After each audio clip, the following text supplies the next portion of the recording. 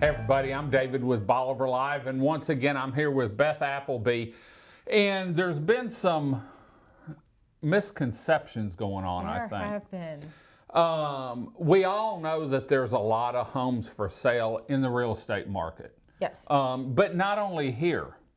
Galveston, Houston, League City, everywhere. There's Dallas. A lot of it's homes. picking up in Dallas. In Dallas too. But it's really not that bad.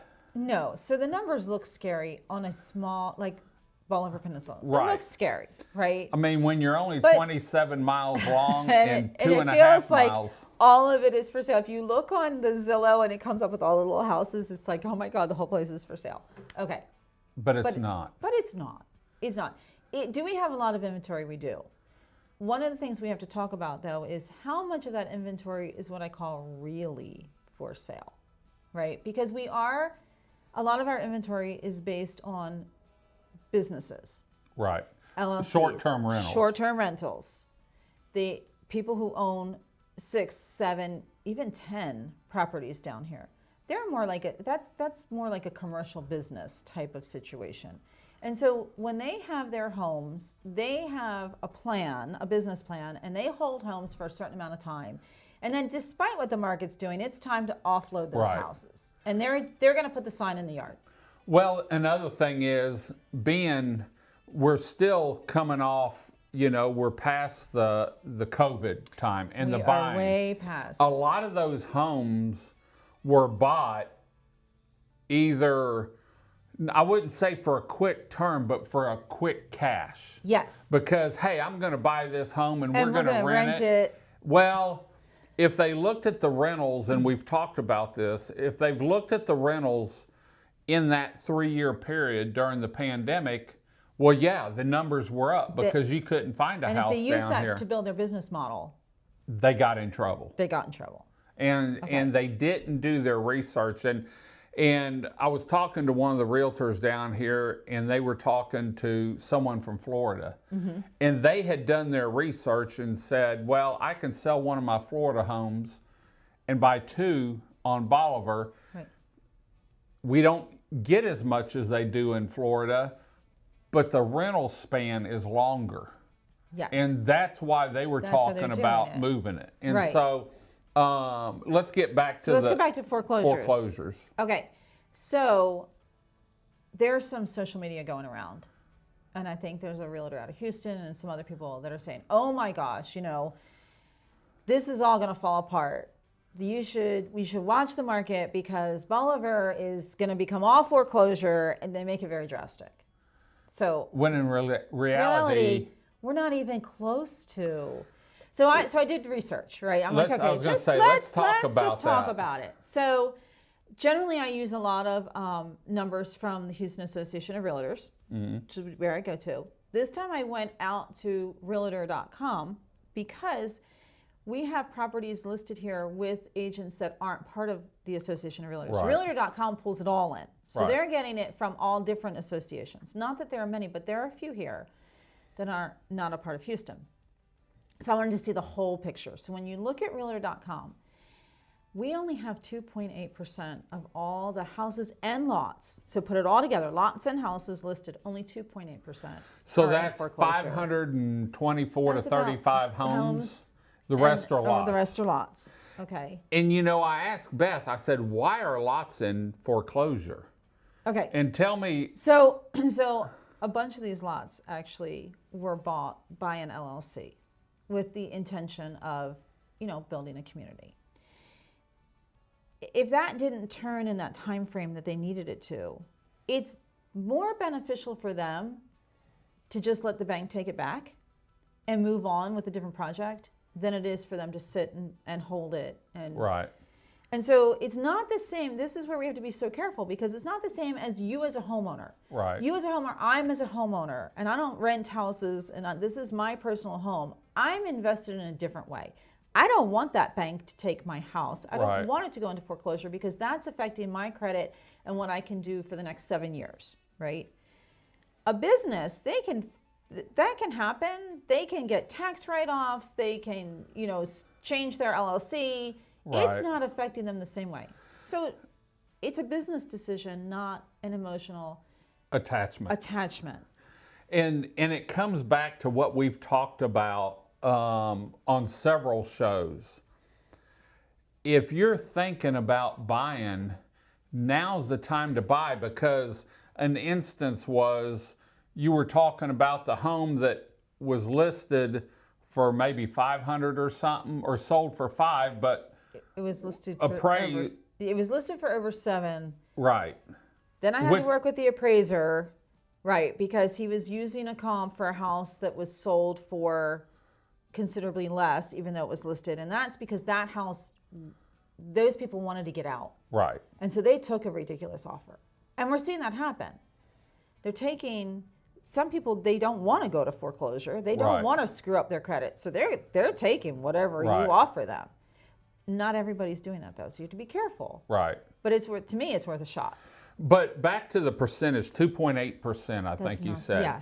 And I asked you before, when we were getting ready for the show, what was it like back in 2081 or 80 or 81? I didn't go all the way back to 80 and 81. I went to 2008. Because that's what everybody remembers, right? Right. That's what everybody's waiting for. They're waiting for the big crash. And what was the percentage? 10%. 10%. We are so far from 10%. I was going to say. We got a long way to go. And really, the real estate market doesn't think of it being a problem until you get to that 8, 9, 10%. Right. When you get above 7, that's when you start to worry. Yeah. And we're a long ways from that. We're a very long way from that. We are really still at a very healthy, from a foreclosure standpoint, we're still at a very healthy market. Right. So if you think you're coming in here and picking up things for pennies because of this false sense of the whole place is going to foreclose, it's not true. The other thing is, you know, some of these houses, and Landon and I have talked about it, you know, if a bank gets a house back, they're not going to just dump it, because they can hold it. And this is my opinion, they can hold it for a year. I think they can hold it for longer than that. Maybe 2 years. But they can hold it for a while before they have to say, hey, we have to get this off our books. They can put it on their books. So they can put it on their books and write it as a loss and take advantage of that for a time frame. And I'm not sure on the time frame, and I think it has a lot to do with the bank and their assets and their holdings, right? So while they're still taking that tax advantage of that loss, they're not going to just give the house away. Right. Right. But there are some homes down here that you made a comment to me one time, man, they're motivated to sell because I heard. Yes.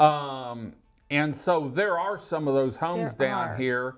It's just a matter of working with your realtor, doing the homework. And the two realtors have to talk. Right. Right. You have to communicate. You got to communicate. And so if you have a buyer's agent and you're looking at all these different houses, the buyer's agent's got to do her homework or his homework on what is the situation for this house. Is this one that I really think we can take advantage of, that we can get a really awesome deal on? Right. Or is this one where they're still renting it, it's still producing income every month for them? They don't not have to sell it. But they it's just time. Want to sell. Right. Right. It fits their time frame, and they're like, well, if we can get this price, we'll sell it. And there's definitely, you have both going on at the same time right now. You know, when I first saw one of those videos, it was a realtor out of League City. And I can't remember his name. Oh, Galveston's in the worst position it was. Galveston has over 1,000 houses. Yeah, and Bolivar's right there. And you know, my first thought was, yeah, but you didn't do anything on these people wanting to pay too much for a home when the market was hot. And now at first you were talking about how hot the market is. Right. Now you're talking about how bad it is. Look, I can tell you this, we have more houses under contract right now than we've had all season. Right. So people here are on Bolivar. Here on Bolivar. There are so many. They're shopping. They're shopping, but they are buying. Right. They are buying, and they are going to close. So are we closing as many houses? Would I like to close a few more houses? Oh my gosh, absolutely. I would everybody would. But is it not happening? No, that's not true. Houses are definitely moving. So when it comes down to it, Do we have a lot of stock to choose from? Yes, we do. That makes it fun. And can you pick and choose what you want to work with? Yes, you can. This is probably the best buyer's market I've ever seen since I started following it. But it all comes back to working with a local realtor that knows the area, that knows the houses, you know, what to check on, because it's different down here than a house in. And you made a comment the other day on one of the other shows talking about, well, this air conditioner is 10 years old. Right. We know what a 10-year-old air conditioner is going to do down here. Right. This roof coming from Dallas, you think 10 years old, you still got another 10 years on that air conditioner. But down here, because of the environment, it's different. The roof, you know, the windows and the paint, it's different down here. And working with a local realtor that knows about how long an AC should work, how long a roof typically lasts, you know, how long does a paint, if it was just painted in 2008 when it was new, it needs a new paint job it's now. Needed a new you know, and so working with a local realtor that knows some of the other realtors and will work for you and knows when you're getting a good deal. They're not going off comps, they're going off, hey, are these people motivated? Are they not motivated? Hey, I found a home here that they're motivated to sell it. Don't look at the asking price. Let's go look at it and make an offer. You know, and that's the biggest thing, is make the offers that you feel comfortable with. Absolutely. And don't wait for some big foreclosure crash. It's not, or the interest rate to go down, because you can always refinance. You can always refinance. Right. And how many houses you've been watching have been staying rented this summer? We've had a good season. We had a good season down here. Good season. So they can carry, if they did well in July, they can carry that house longer. Right. So they're not motivated to sell it. They're not that motivated. It's not what we're hearing. Yeah. It's not what some of these people out there are claiming. So come. Do your work. Do your work. Come. Let's buy. Let's make some deals. Yeah. I want to make some deals. But don't be sitting there waiting, thinking the whole thing's going to crash like 2008. It's not going to. It's not. At least that was a whole different reason. That crash was a completely different reason. That's right. So we've got some great shows coming up over the next 3 weeks, all about the market, how to read the market. On these market reports, what is it really telling you? Because if you look strictly at that market report, you're going to be misled. So, Beth, thanks for joining us. We'll be back next week with another awesome show. Until next time, I'm David with Bolivar Live. Y'all have a great day, great week. Come see us. God bless, and bye-bye. Video equipment is sponsored by Crystal Beach Decor and More, located at 1959 Highway 87 in Crystal Beach, Texas, and Beachy Beatnik Boutique and Jewelry, located at 970 Surfside and Highway 87 in Crystal Beach, Texas. Thank you to these two businesses for being our 2025 video equipment sponsor for Bolivar Live.